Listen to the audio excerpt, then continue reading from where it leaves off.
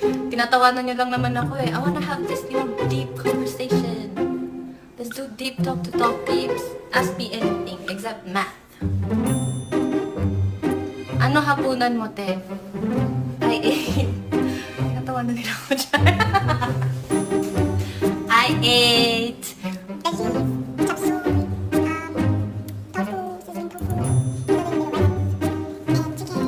Hindi pa rin ako makapaniwala atin na magkaedad lang kami ni Haan.